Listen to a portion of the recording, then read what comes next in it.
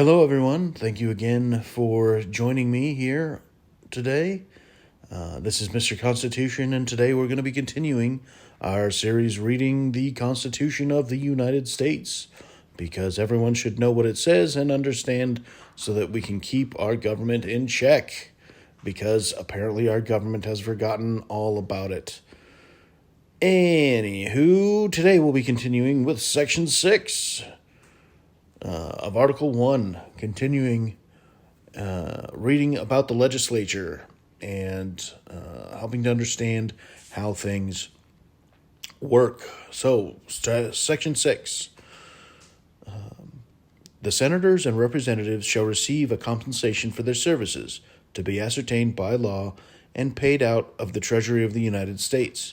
They shall in all cases except treason, felony, and breach of the peace, be privileged from arrest during their attendance at the session of their respective houses, and in going to and returning from the same. For any speech or debate in either house, they shall not be questioned in any other place. So, this clause is doing a couple of things. One, it's basically establishing that senators and representatives will be paid for their time in office as ascertained by law, which is kind of weird that they get to choose their own salary, but okay. Because, by law, because the Senate and House make the law, so they get to legislate what they get paid. And they shall, in all cases, except treason, felony, and breach of the peace, be privileged from arrest during their attendance at the session to their respective houses, and in going to and returning from the same. So this basically means that in all cases except treason, felony, and breach of peace, which is pretty broad, they can't be arrested while attending the session of Congress and traveling to and from Congress. So this basically means they can pretty much not be arrested. This is an artifact of a time when, traveling to and from Congress took days. It took a long time, and if there was an emergency or action needed to be taken quickly, and their attendance was required, they couldn't be held up by minor things. So this served two purposes. One, it expedited and made sure Congress could attend to its duties. It also prevented political interference through judicial means. So, if a state didn't like what its neighboring what the senators from a neighboring state were doing in the legislature, they couldn't interfere or hinder a senator from going to the Capitol by arresting him and giving him grief for anything except treason, felony, and breach of peace. So breach of peace is a pretty broad term, but it basically, and it means different things, different places. Typically, it's breach of peace is just causing trouble in public. So if a senator or a representative has done these things, they can be arrested for these. But for anything else, they pretty much get to do whatever they want, or I should say can't be arrested for anything else. Now, it does limit it to while they're in session and while they're traveling to and from. So if they're just at home doing their thing and they break the law, then they can be arrested as long as they're not going to and from the Capitol or in the Capitol on business. They can't be arrested. And then finally, and for any speech or debate in either house, they shall not be questioned in any other place. So this is essentially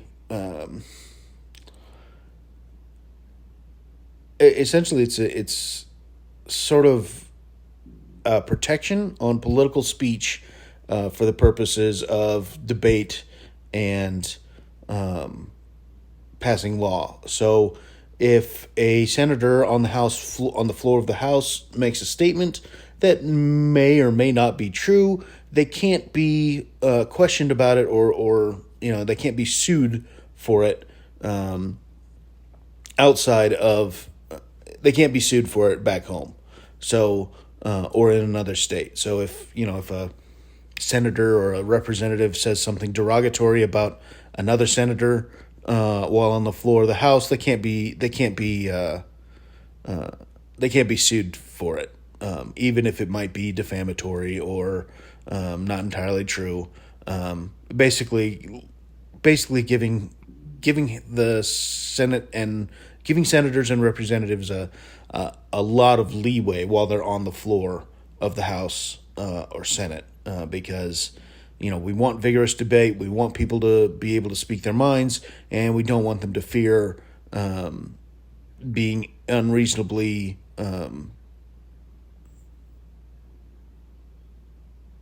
sued over what they say. So while in debate. Now, again, this specifies for any speech or debate in either house. So this is not meant to give senators and representatives a blank check for just saying whatever they want when they're not in the House, when they're not giving a speech on the floor. Unfortunately, this has been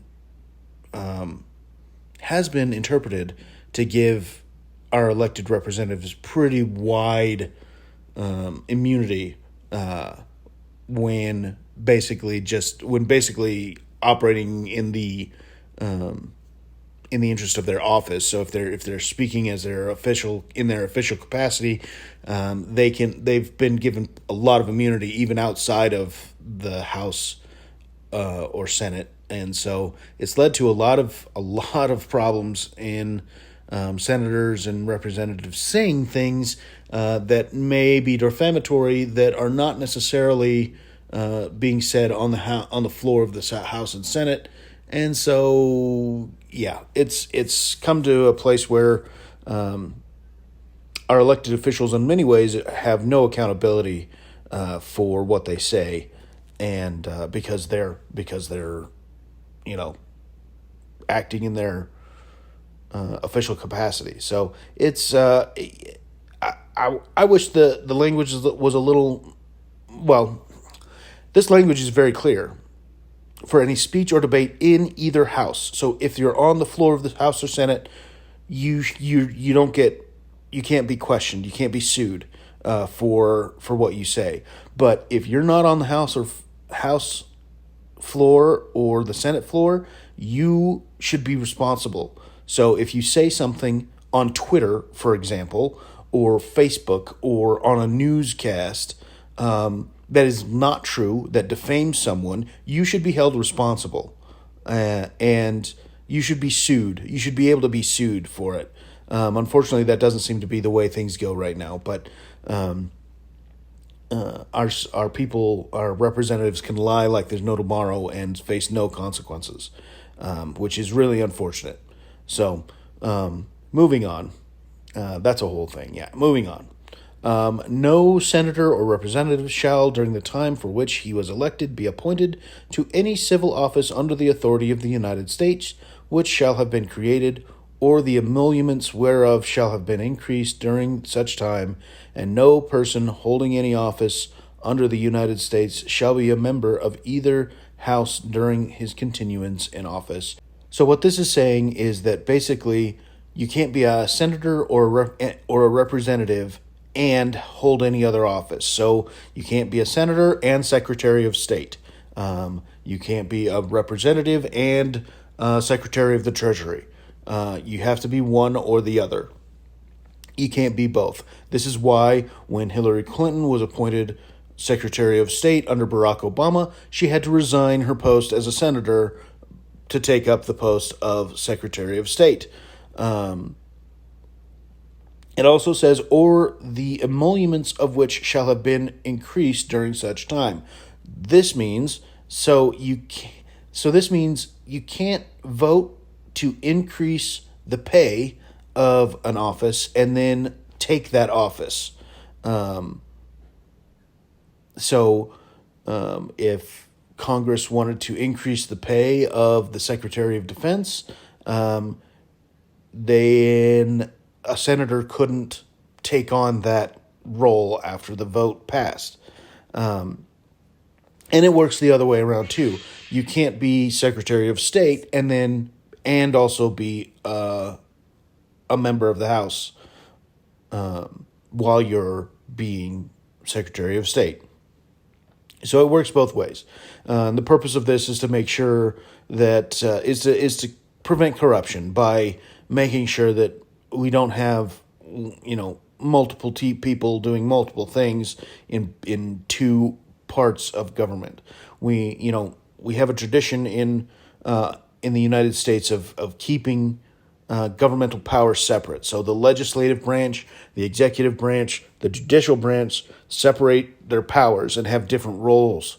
And if you have people doing roles in one or more in more than one branch of government, that kind of breaches that separation of powers because you have people in more than one role. So we don't like that here. We like keeping things separate. We're like that guy at Thanksgiving dinner who can't let food touch. That's what we want in our government. We don't want the branches of government colluding with each other. We want them working in many ways against each other, putting checks on each other, because that's a way we try to prevent tyranny. And so, and I think it's worked okay so far, but there's definitely some problems we've got to work on, people. So let's keep working. Anyway, moving on to Section 7. Section 7. All bills raising revenue shall originate in the House of Representatives, but the Senate may propose or concur with amendments as on other bills. So these are appropriation bills that have to be raised in the House of Representatives. So this is basically anytime the government wants to spend money or raise money, then that has to go through the House of Representatives. That can't be started in the Senate. The idea behind this is the House is the closest to the people and most responsive to the people. So if you vote to raise taxes, you are, and it's not popular, you may not be reelected in 2 years, since you have to face an election every 2 years. So this is just an attempt to check government spending and taxing by making sure that the House that the purse strings are in the hands of the people, of the representatives closest to the people. Next section. Every bill which shall have passed the House of Representatives and the Senate shall, before it become a law, be presented to the President of the United States. If he approve, he shall sign it, but if not, he shall return it with his objections to that House in which it shall have originated, who shall enter the objections at large on their journal, and proceed to reconsider it. If, after such reconsideration, 2/3 of the House shall agree to pass the bill, it shall be sent, together with the objections, to the other House, by which it shall likewise be reconsidered. And if approved by 2/3 of that House, it shall become law. It shall become a law. But in all cases, the votes of both houses shall be determined by yeas and nays, and the names of each person voting for and against the bill shall be entered on the journal of each house respectively. If any bill shall not be returned by the president within 10 days, except Sundays, after it shall have been presented to him, the same shall be a law. In like manner, as if he had signed it, unless Congress by their adjournment prevents its return, in which case it shall not be a law.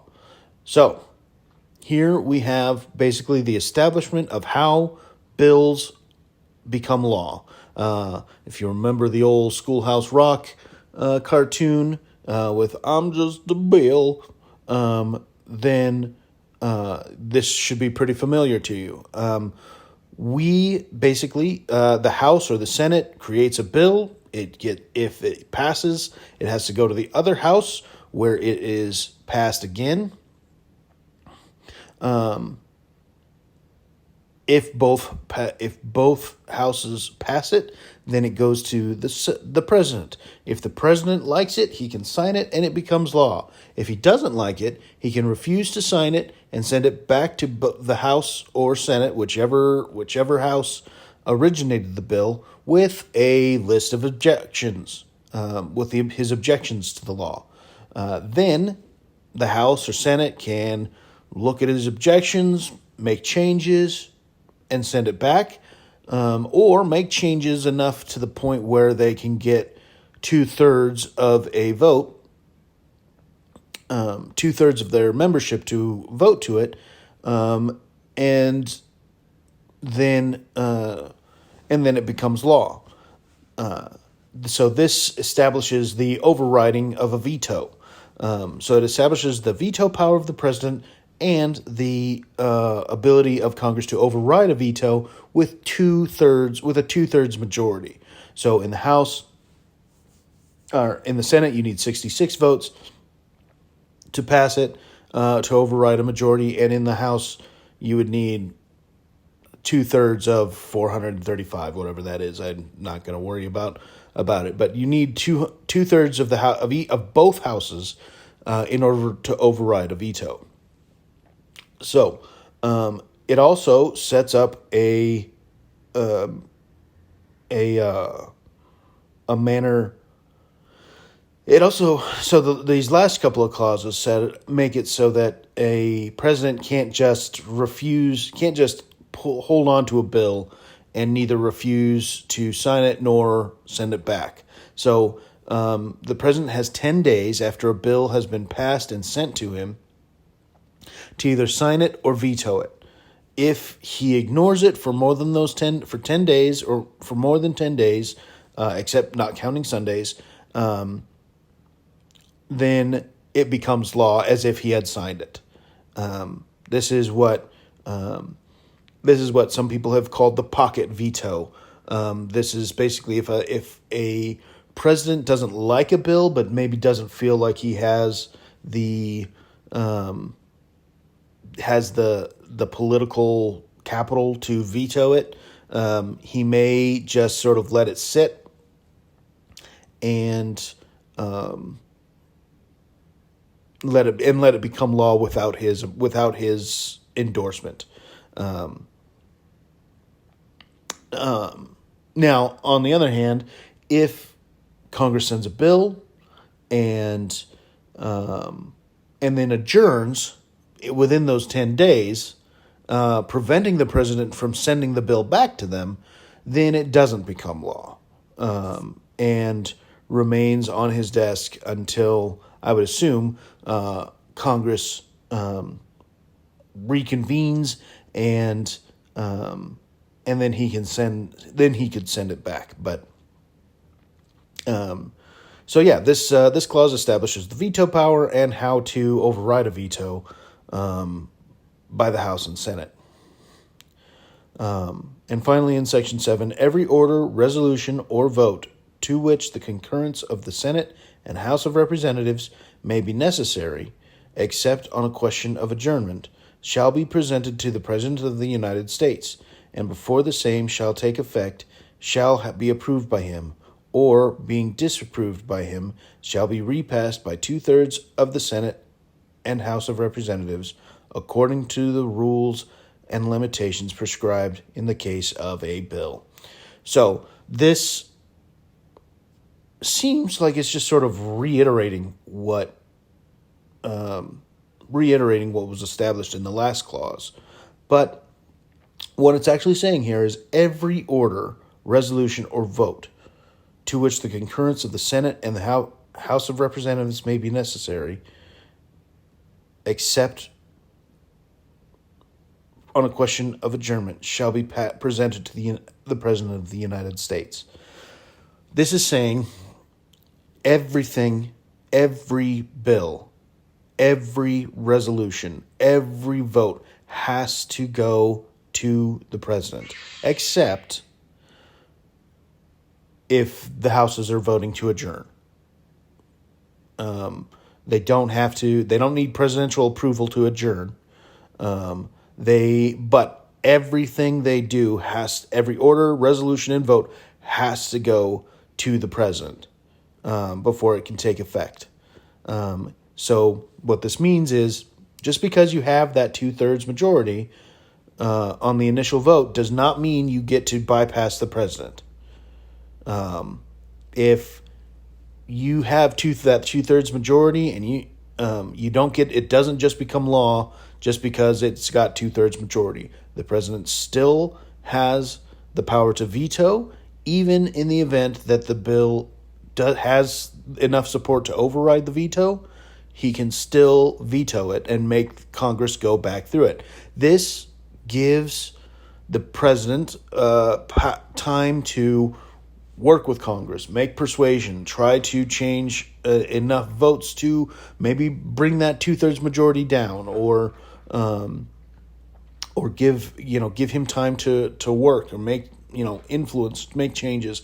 This prevents Congress from just steamrolling the President.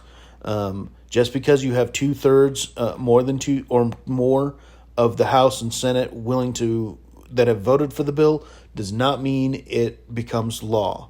The President still gets to have a say. That's basically what this is establishing. You don't get to just steamroll the President.